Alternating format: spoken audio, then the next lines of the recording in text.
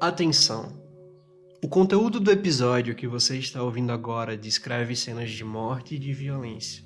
Por isso não é recomendado para menores de 18 anos de idade. Se você é uma pessoa sensível, eu recomendo que pare por aqui. Antes de começar, eu preciso deixar claro que não tenho a intenção de ser sensacionalista, nem de ofender ou de magoar qualquer pessoa. Igualmente, não tenho nenhuma intenção de desrespeitar a memória das vítimas. Todos os fatos, nomes e informações estão sendo narrados neste podcast com a única intenção de relatar os casos, principalmente com base em referências como livros, processos judiciais, vídeos e matérias jornalísticas. Inclusive, quando for possível, vou apresentar as referências que usei para cada episódio. Sempre que eu falar sobre a minha opinião, vou deixar muito claro que é a minha opinião. O que você vai ouvir agora é a continuação da minissérie Os Canibais de Garanhuns. Se você ainda não ouviu os episódios anteriores, eu sugiro que comece a ouvir a história pelo começo. Caso contrário, vai ficar difícil entender algumas das coisas que eu vou falar a seguir. Antes, preciso fazer uma ressalva. Esse vai ser o primeiro episódio em que eu trato de crenças religiosas. Por isso é necessário que eu esclareça que nenhuma religião participou da motivação dos crimes dos canibais de Garanhuns. De toda forma, a abordagem desse episódio é muito superficial em comparação com a análise do episódio seguinte, que vai ser bem mais profunda. Então, mais uma vez, os crimes dos canibais de Garanhuns não têm absolutamente nenhuma relação com qualquer religião. Obrigado por estar me ouvindo. Eu sou o Raul Rodrigues e esse é o meu baú de curiosidades.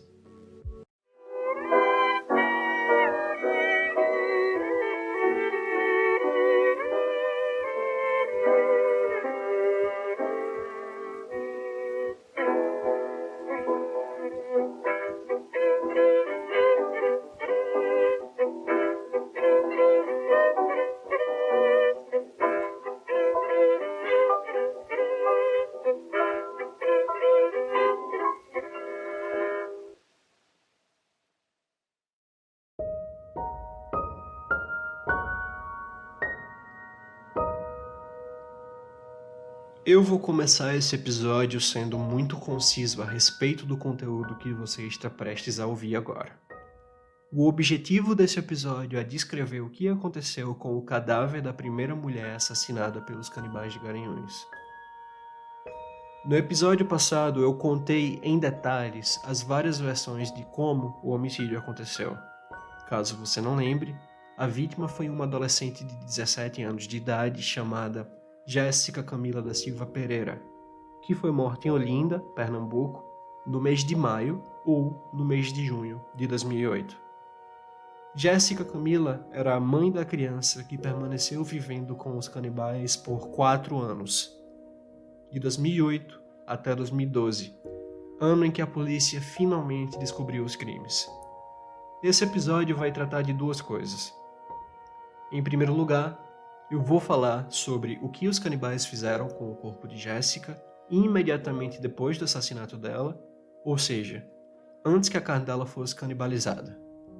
Em segundo lugar, eu vou abordar o destino final dos restos mortais de Jéssica. Basicamente, de que forma Jorge decidiu ocultar o cadáver. A questão do canibalismo vai ficar para o próximo episódio, durante o qual eu vou falar sobre a razão que levou Jorge, Isabel e Bruna a ingerirem carne humana. Em suma, o motivo que fez com que os canibais decidissem se tornar os canibais. Nesse momento, você talvez esteja achando o tema desse episódio meio estranho, afinal, por que eu estaria colocando tanta ênfase no que houve com o corpo de Jéssica, se todo mundo já sabe que os canibais de Garanhuns esquartejavam as vítimas e enterravam o corpo no quintal? Até porque essa informação está em todos os conteúdos que você deve ter visto sobre esse caso. Absolutamente todos os conteúdos concordam com esse detalhe. Então, por que se preocupar tanto com um detalhe que parece ser tão óbvio? É simples. Essa não é uma informação totalmente verdadeira. Até agora eu posso dizer com certeza que nenhuma das vítimas dos canibais de Garanhuns teve o corpo tão esquartejado quanto o corpo de Jessica. Mas atenção, essa é a informação que eu tenho agora, através da análise do assassinato das 3 únicas vítimas que foram identificadas pela polícia. Nesse ponto eu vou adiantar uma informação, porque você vai precisar dela para entender o meu raciocínio.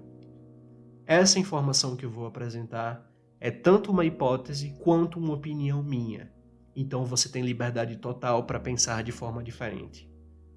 Em suma, a informação nova é que eu não acredito que Jéssica, Gisele e Alexandra foram as únicas vítimas dos canibais de Garanhuns. Em um dos próximos episódios eu vou aprofundar e vou justificar esse raciocínio. Mas existem vários motivos reais para que eu pense assim.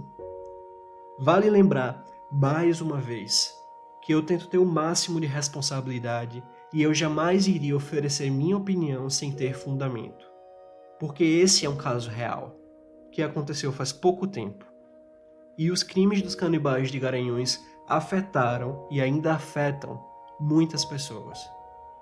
Então, se eu digo que até agora o corpo de Jéssica foi o mais esquartejado entre todas as vítimas dos canibais de Garanhuns, eu quero dizer que os corpos de outras mulheres podem ter sofrido um esquartejamento semelhante, mas nenhuma outra vítima dos canibais foi identificada até hoje.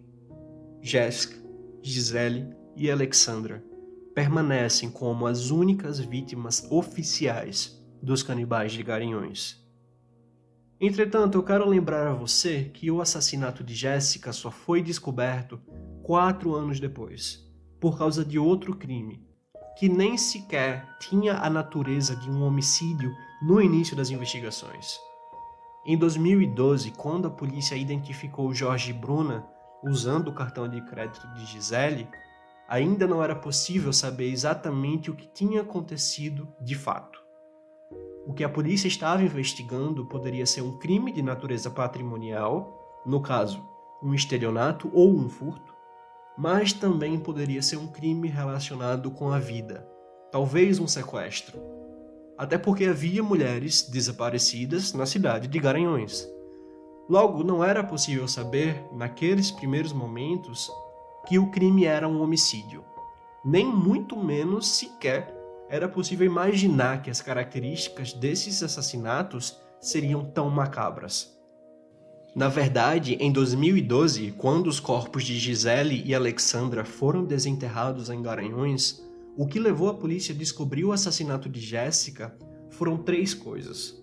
A primeira foi o fato de que Bruna usou a identidade de Jéssica, a segunda foi o livro de Jorge, e a terceira foi a existência da criança, que era filha da mesma mulher cuja identidade havia sido utilizada por Bruna.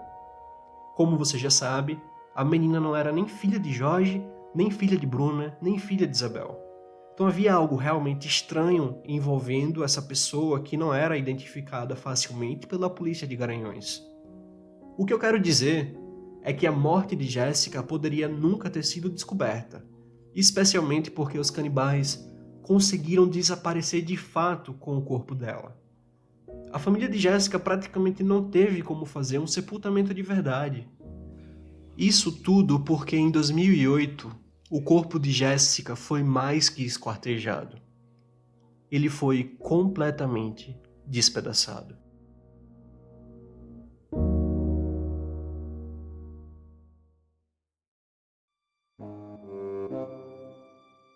A primeira pergunta que eu e você iremos responder nesse episódio é: por que os assassinos esquartejam os corpos de suas vítimas?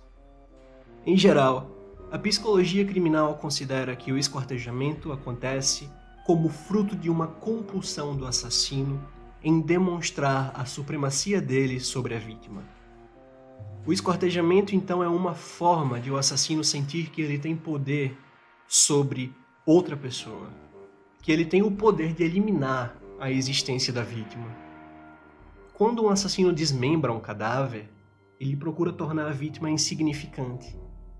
Na mente do assassino, o esquartejamento faz com que a vítima deixe de ser uma pessoa e se torne um mero objeto. Mas atenção, nós estamos falando de um tipo de esquartejamento. Não é o caso, por exemplo, de um crime passional em que o assassino esquarteja o cadáver para conseguir se livrar dele mais fácil depois. A motivação e o significado psicológico nesse caso são diferentes. Nós estamos falando aqui de uma série de crimes que foram cuidadosamente planejados. Os assassinatos dos canibais de Garanhuns aconteceram seguindo um planejamento, e o esquartejamento das vítimas é só uma das etapas desse plano. Todas as vítimas foram esquartejadas por Jorge, e eu não tenho nenhuma dúvida de que isso fazia com que ele se sentisse numa posição de poder. Em geral, a psicologia criminal classifica a mutilação homicida em algumas categorias. Essa classificação não é um consenso e existem várias formas de dividir os tipos de esquartejamento. Por isso eu escolhi duas classificações um pouco parecidas e vou utilizá-las aqui. Na verdade, essas classificações foram extraídas do trabalho de pesquisadores dos Estados Unidos e da Finlândia. Nós podemos dividir o esquartejamento em três categorias principais. A categoria do esquartejamento agressivo, quando o assassinato e a mutilação do corpo da vítima acontecem sob exatamente as mesmas emoções e as mesmas motivações violentas. Foi o que aconteceu em 2007, na cidade de Nova York, quando Brigitte Harris algemou Eric Goodrich, seu pai, enfiando uma toalha na garganta dele em seguida, para logo depois decepar o pênis da vítima com um bisturi. Ele morreu sufocado. A motivação do crime, nesse caso, foi o abuso sexual que ela suportou do próprio pai por praticamente toda a sua juventude. A categoria do esquartejamento ofensivo, quando a mutilação da vítima é o objetivo principal do assassinato, ou seja, quando o assassino mata a vítima com a motivação de esquartejá-la depois. Esse é o caso, por exemplo, de Luca Magnotta, que assassinou outro homem em 2012 e enviou pedaços do corpo dele para alguns prédios públicos do Canadá. A categoria do esquartejamento defensivo, por sua vez, acontece quando o assassino esquarteja o corpo da vítima como uma forma de ocultar o cadáver, destruir as evidências, facilitar o transporte do corpo ou dificultar a identificação da vítima. Foi o que aconteceu, por exemplo, aqui no Brasil no caso Yoki, também em 2012, quando Elise Matsunaga matou o marido, Marcos Matsunaga, depois esquartejou o corpo dele e colocou os pedaços dentro de malas de viagem grandes. De toda forma, essas três categorias são quase consensuais. No estudo da Finlândia, os pesquisadores identificaram outras duas, que seriam o esquartejamento psicótico, em que o assassino perde o contato com a realidade, e os tipos de esquartejamento que não se enquadram nas outras classificações, como, por exemplo, o esquartejamento realizado pelo crime organizado, que tem como objetivo passar uma mensagem. Por sua vez, o estudo dos Estados Unidos previu somente uma última classificação, que é o esquartejamento necromântico, quando o assassino remove uma parte do corpo da vítima para manter essa parte como se fosse um troféu. Nenhuma dessas categorias consegue refletir o tipo de esquartejamento realizado pelos canibais de Garanhuns. Por isso eu acredito que nós podemos nos arriscar aqui a propor uma nova classificação. O esquartejamento ritual, em que a motivação do assassinato e da mutilação do cadáver acontecem de acordo com uma ordem estabelecida por símbolos. Você talvez esteja se perguntando se o motivo que levou Jorge a esquartejar as vítimas foi o canibalismo. Acontece que o canibalismo em si não exige que a vítima seja esquartejada. É verdade que os assassinos que canibalizam suas vítimas, em geral, têm o costume de esquartejar os corpos antes. É o caso, por exemplo, de Jeffrey Dahmer e de Nikolai Zhumagaliev. Acontece que no caso dos canibais de Garanhuns, o esquartejamento das vítimas acontecia principalmente por motivos simbólicos. O motivo que me faz dizer isso com segurança é que a cabeça das vítimas também era decepada, mas a carne do crânio não era consumida. De fato, a cabeça das vítimas permaneceu completamente intocada.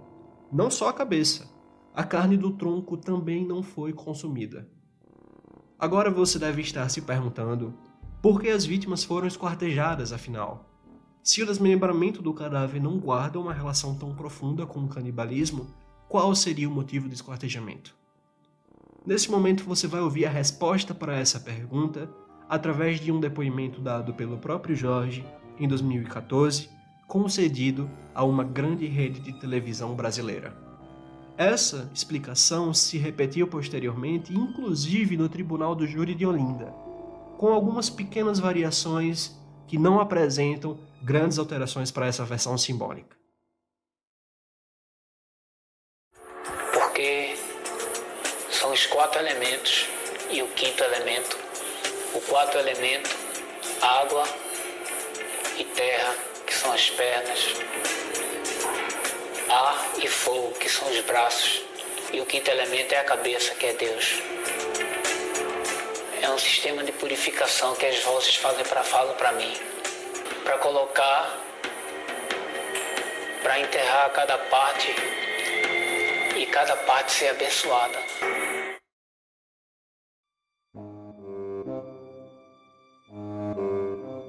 Caso você não tenha notado, a imagem da capa desse episódio descreve o esquartejamento da primeira vítima.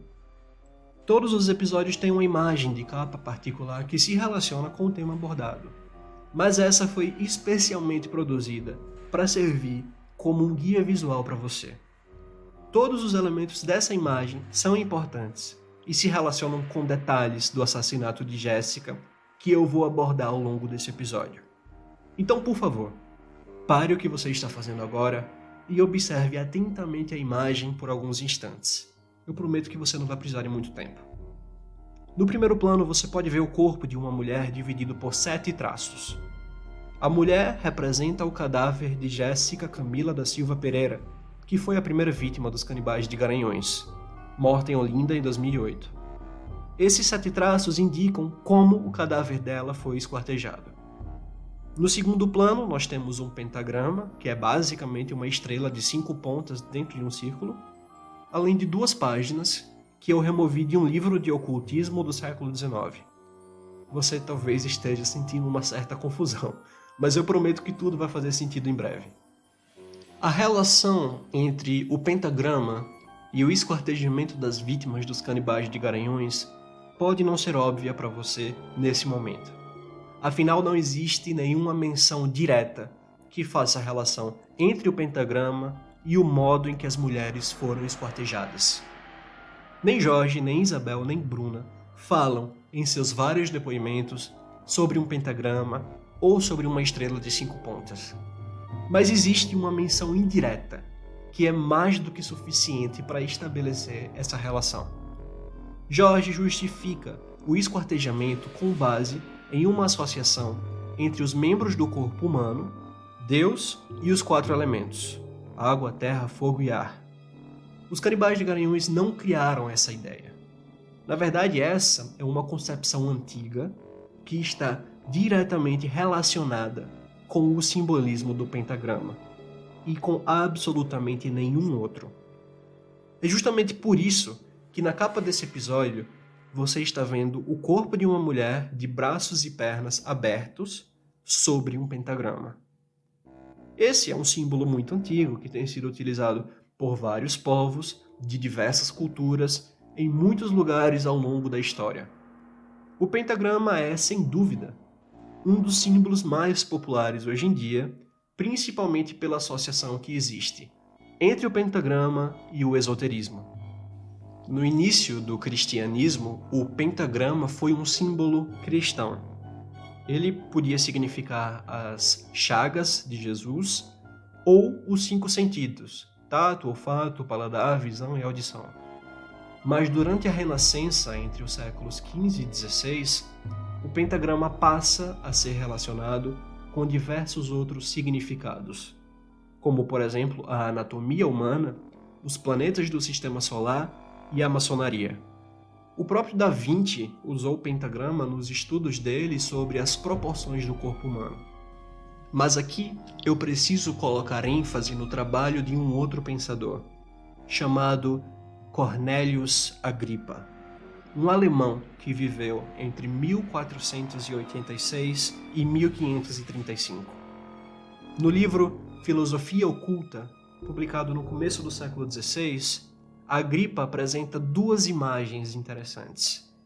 Em uma das imagens, uma estrela de 5 pontas, mas sem o círculo, é associada às letras gregas que representam os 5 elementos pitagóricos: água, terra, ideia, ar e o calor do sol.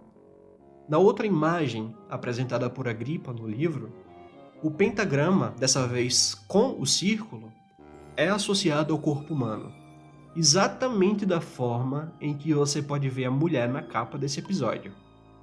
Agripa deve ter sido um dos primeiros ocultistas a fazerem essa relação entre a anatomia humana e os significados mágicos do pentagrama. Essa imagem, essa forma de pensar, vai influenciar um ocultista francês que viveu muito tempo depois de Agripa, no século XIX, chamado Eliphas Lévi, o escritor de uma das obras básicas para o esoterismo contemporâneo chamado Dogma e Ritual da Alta Magia. Na verdade, esse livro lançou a base das concepções que nós temos hoje de magia cerimonial e do próprio ocultismo. Foi Eliphas Lévi, influenciado sem dúvida pelo trabalho de Agripa, quem estabeleceu a relação entre as 5 pontas do pentagrama, o espírito e os 4 elementos. Essa ideia se tornou muito popular entre as pessoas interessadas pelo ocultismo. Inclusive, esse símbolo, hoje, é parte integrante de algumas vertentes do neopaganismo, em especial a Wicca. Segundo a interpretação neopagã do símbolo, os vértices da estrela que apontam para baixo representam os elementos terra e fogo, enquanto os vértices que apontam para os lados representam os elementos água e ar. Por último, o vértice que aponta para cima representa o espírito. Esse é o simbolismo adotado pela Wicca, presente em praticamente todos os livros de esoterismo que mencionam o pentagrama hoje. E foi assim que Jorge entrou em contato com essa ideia. Antes, eu apenas fazia uma suposição a respeito disso, porque eu não tinha como garantir que foi realmente dessa forma que Jorge se apropriou dessa concepção. Eu tinha essa suposição porque eu já conhecia o significado do pentagrama associado aos 4 elementos e ao espírito. Mas nem eu esperava que conseguiria confirmar essa suposição sem falar diretamente com Jorge. Tudo isso mudou quando eu encontrei uma entrevista em inglês que Jorge concedeu a um jornal estrangeiro, em que ele menciona expressamente um livro sobre a Wicca, além do fato de que Bruna supostamente seria uma bruxa. Na verdade, essa acusação de que Bruna é uma bruxa faz parte da posição que Jorge assumiu durante os processos criminais. Ele é machista, ele é egoísta, ele é controlador, todos nós já sabemos muito bem disso. Então, nada mais típico que ele colocasse a culpa dos assassinatos em uma das mulheres. Foi o que ele fez, e é o que ele tem feito até hoje, acusando Bruna de ser uma bruxa, que queria ter poder, que queria ter fama, que Bruna o manipulou, tirando os remédios dele de propósito, para que ele tivesse um surto e assassinasse as mulheres de forma psicótica. Isso não é uma acusação que nós devemos levar a sério. Mas a menção de um livro de Wicca faz muito sentido. Livros de esoterismo ou de Wicca são muito comuns. Em 2008 já era muito fácil acessar a internet, onde qualquer pessoa pode encontrar milhares de sites com esse tipo de conteúdo. Mas o que realmente me chama a atenção é que no Tribunal do Júri de Olinda, em 2014, Jorge descreveu o simbolismo dos elementos de forma idêntica ao simbolismo do pentagrama da Wicca. No áudio que você ouviu, ele fala de maneira diferente, provavelmente porque Jorge estava nervoso, dando a entrevista, ou porque ele simplesmente errou, o que é bem mais provável. Mas no júri de Olinda, ele declarou que as pernas representavam a terra e o fogo, os braços representavam a água e o ar, e a cabeça representava Deus. Ou seja, é praticamente a descrição perfeita dos elementos do pentagrama no neopaganismo. Com uma exceção, é claro. Deus não é representado dentro do pentagrama por um motivo muito simples. O neopaganismo não venera o Deus dos cristãos. O neopaganismo não coloca Deus na estrela de 5 pontas. Isso é mais um fruto das ideias distorcidas de Jorge Negromonte, que não guarda nenhuma relação com as crenças religiosas da Wicca. Caso você não saiba, a Wicca é uma religião que surgiu entre 1920 e 1930, mais ou menos, e que tem entre seus valores uma relação muito forte com a natureza e um respeito profundo por todos os seres vivos. A Wicca não realiza sacrifícios de animais, inclusive sacrifícios humanos. E nesse ponto eu preciso deixar muito claro que não existe nenhum elemento satânico nos crimes dos canibais de Garanhões. Não existe nenhuma veneração ao demônio, não existe nenhuma menção a qualquer entidade demoníaca. Todas as atrocidades que foram cometidas por Jorge, Isabel e Bruna aconteceram dentro de um sistema de crenças que foi inventado por eles com base em referências diversas. Por fim, uma das versões da motivação do crime relatada por Jorge em 2015 diz que o plano dos canibais era matar e comer 4 mulheres, uma para cada um dos 4 elementos. Porque depois Jorge, Isabel e Bruna seriam levados diretamente para o paraíso, através de um portal que iria se abrir depois da morte da 4ª vítima, que na teoria não aconteceu. Contudo, essa história só surgiu anos depois e eu acredito que ela foi inventada como uma forma de assegurar que só houve 3 vítimas.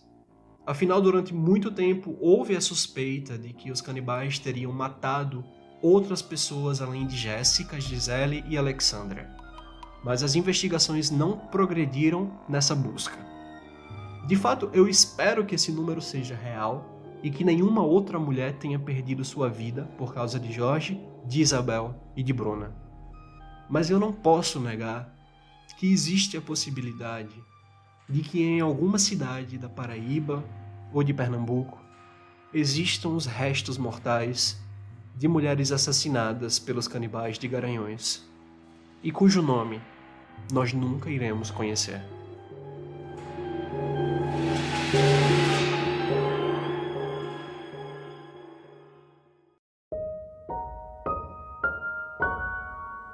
Se você é uma pessoa atenciosa, deve ter percebido que eu só mencionei até agora 5 mutilações, embora a imagem da capa desse episódio tenha 7 traços, que representam a forma com que o corpo de Jéssica foi esquartejado em 2008. As 2 mutilações que eu não mencionei até esse momento estão representadas pelos 2 traços sobre as mãos da mulher da imagem.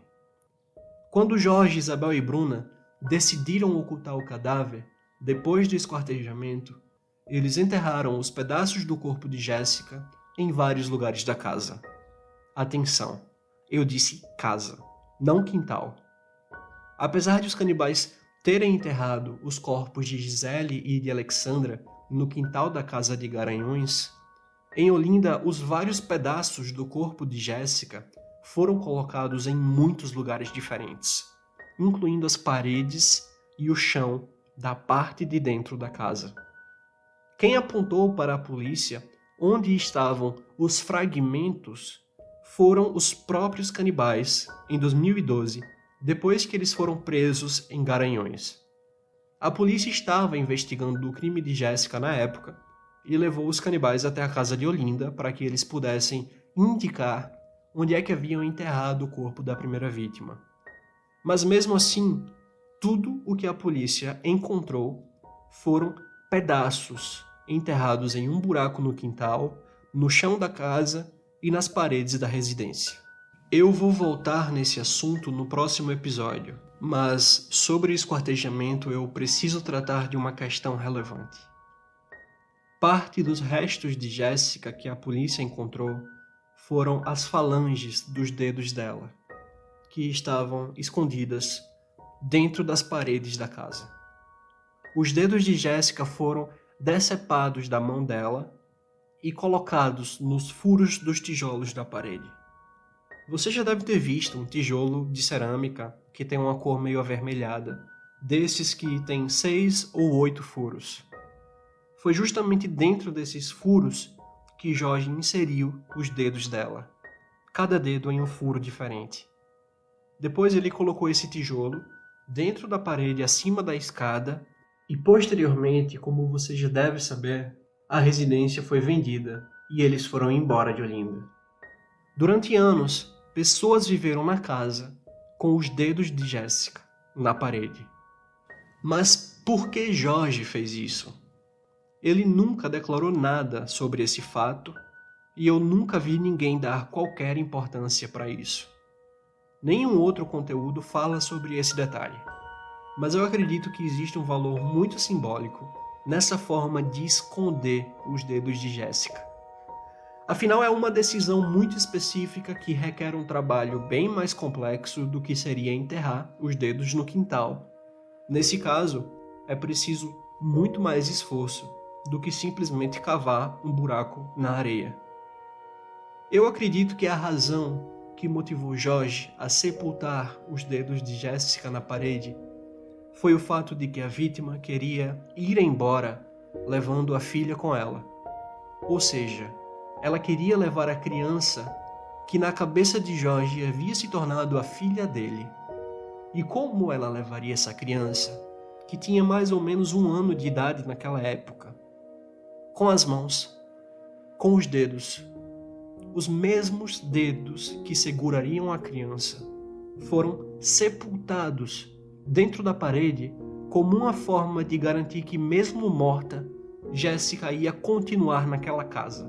Ou talvez como uma forma de impedir que ela pudesse tocar, envolver, segurar a criança de novo.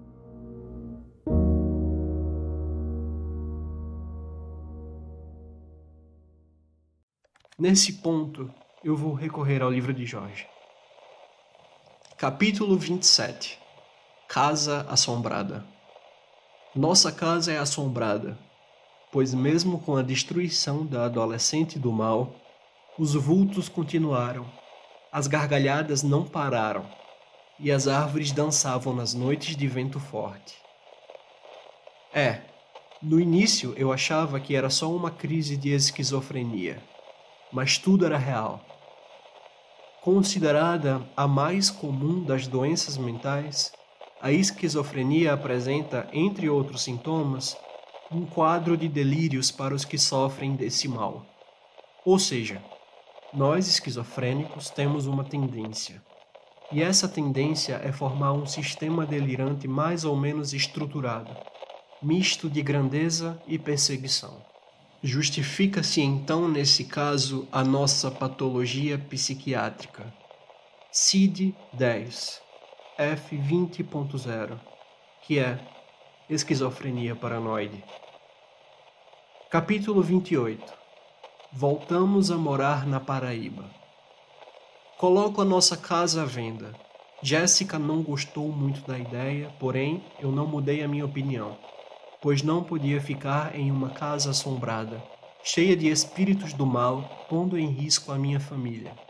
Não esperei muito, e em menos de 1 mês eu tenho uma ótima oferta, após negociar o preço da casa, fechando o negócio com um português. Vendo também os móveis. Combinei com Bel e Jéssica e voltamos a morar na Paraíba. Só que desta vez fomos morar em Conde, uma pequena cidade litorânea.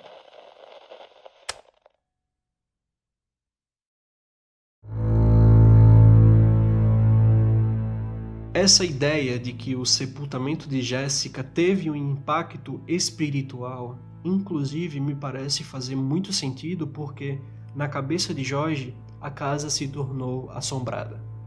Ou seja, ele havia prendido o espírito de Jéssica lá dentro. Eu não posso falar qual é exatamente a ideia de uma casa mal assombrada na cabeça de Jorge, remorsos talvez, quem sabe, o medo de ser identificado e preso? Eu não sei, eu simplesmente não sei. O que eu posso dizer é que a polícia nunca encontrou mais do que fragmentos de osso da primeira vítima. Onde está o corpo de Jéssica? Essa é uma pergunta sem resposta.